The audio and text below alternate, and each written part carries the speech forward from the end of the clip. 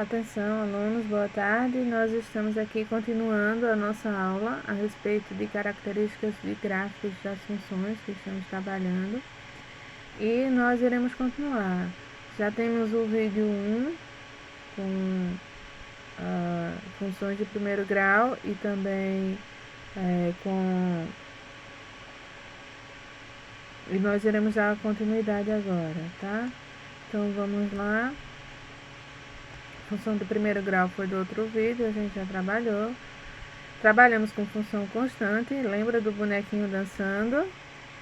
Nós já trabalhamos com funções constantes, né? Que é a paralela ao eixo x, onde não a constante, como diz o próprio nome, né? Sempre será uma constante e é o ponto que corta o eixo y, né? Seria o coeficiente linear.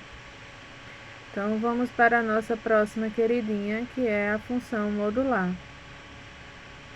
Na função modular, nós temos a característica de ela ser... o módulo significa número no seu valor absoluto, né? Quando eu ponho alguma coisa em módulo, é porque eu quero o valor absoluto dele. Então, o resultado de um módulo sempre vai ser positivo. Mesmo que o x for negativo, o resultado do módulo vai ser sempre positivo.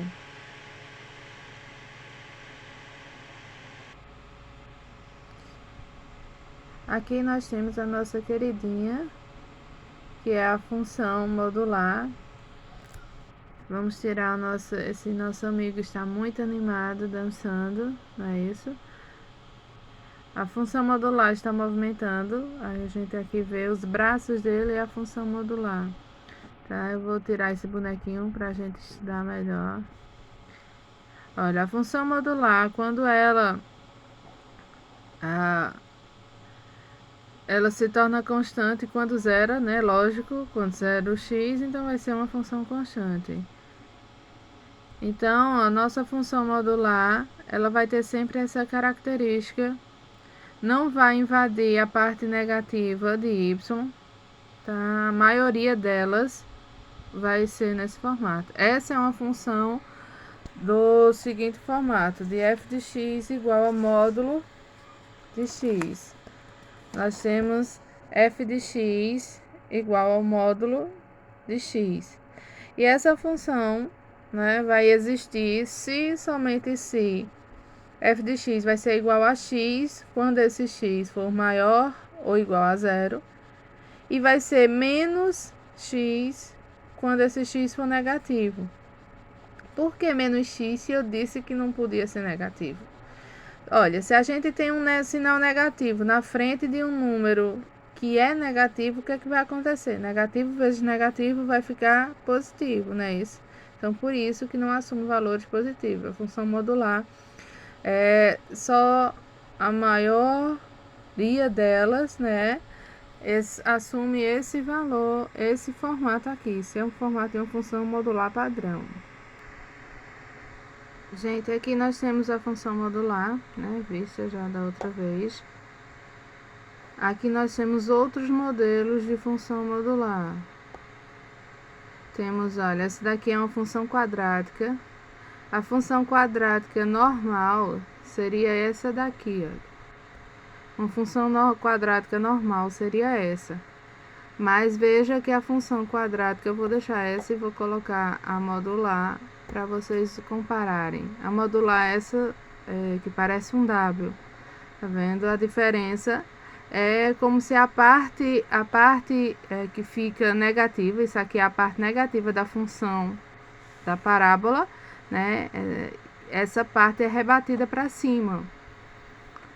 Então, a função modular fica do jeito desse W aí, ok? E aqui eu tenho outros modelos de função crescente, de função modular. Olha, esse é um outro modelo. Normalmente a função modular não ultrapassa a parte negativa, mas essa, como é uma função módulo, dentro do módulo eu tenho x ao quadrado menos 4x, e fora do módulo eu tenho menos 2, quer dizer que uma função é a função quadrática normal diminuída 2 unidades. Então, por isso que ela extravasa para a parte negativa, certo? Eu tenho outros modelos Olha, uma função primeiro grau, essa seria um módulo 3x dentro do módulo menos 2, 3x menos 2, fora do módulo mais 1. Tá vendo? Essa é uma função modular. Como a função de primeiro grau seria o quê? Seria uma reta. Mas a modular, ela tem a característica de ser como se fosse um espelho, certo? Então, a função modular, ela sempre vai lembrar a imagem refletida em um espelho, certo? Então, a parte negativa, que seria da função, ela é rebatida para cima, para a parte positiva. E aqui eu tenho outros exemplos, ó, mais uma outra função de segundo grau, modular, né? Função de segundo grau dentro do módulo, tá? Uma função polinomial de grau 2 dentro do módulo. Então, a função modular tanto faz ser grau 1 como ser outros graus, né? Gente, aqui nós temos a nossa queridinha parábola, função polinomial de segundo grau, que quando o meu A é positivo, ela está para cima, quando o meu A é negativo, ela está para baixo. Se o meu A assumir valores, o meu coeficiente angular assumir valores negativos, ela vai ser tomada para baixo. Deixa eu aumentar isso aqui, gente, só um minuto. Aqui, quando o meu A assume valores positivos, ela é para cima. Quando o meu A assume valores negativos, ela é para baixo. Tem duas raízes quando o delta é diferente de zero. Duas raízes iguais que iria tocar em um eixo. Aqui está cortando o eixo x em 2 pontos, ó. Significa que o delta dessa função é um delta maior do que zero. Se fosse um delta igual a zero, ela tocaria apenas em um ponto o eixo x, certo? Essa parábola está voltada para baixo, significa dizer que o coeficiente angular dela é negativo. O ponto extremo dela é esse daqui, então seria o ponto máximo.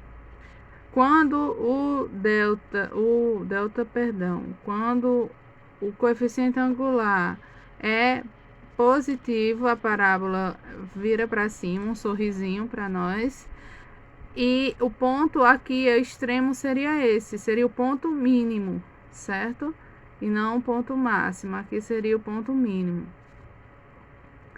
Então, essa parábola, dessa forma que está aqui, olha, sem cortar o eixo x, essa parábola não tem raiz real, certo? Então, aqui não teria. Quando a parábola é desenhada que não corta o eixo x, prestem atenção, é porque o delta deu negativo, significa dizer que ela não vai ter raiz real, ela não corta o eixo x, ok? Então, vamos passar para a próxima. Aqui nós temos uma parábola com a função, essa é uma função exponencial, tá? A função exponencial, ela tem a característica de um crescimento, um pico de crescimento. De uma unidade para outra, não é aquela coisa gradativa como a gente conhece, tem o hábito, né, de calcular nas funções de primeiro grau, até mesmo de segundo grau, né, nas funções polinomiais de primeiro e de segundo grau. Não é uma coisa gradativa. Ela tem uma explosão, por exemplo, de um para o outro, como por ela estar elevada ao quadrado, né, tendo uma base. Nessa base vai estar o expoente dela que está mudando. A característica de uma função exponencial é porque a incógnita está no expoente. Então, tanto a logarítmica quanto a exponencial tem essa característica desse gráfico muito explosivo, né? Assim, muito íngreme de um lado, certo? Um crescimento muito rápido de uma unidade para outra. A gente vai ter tanto para logarítmica quanto para exponencial, A precisa ser diferente de 1. A minha base, né? Na verdade, a minha base da exponencial e da logarítmica precisa ser diferente de 1 e positiva, maior do que 0. E aqui a gente termina essa parte.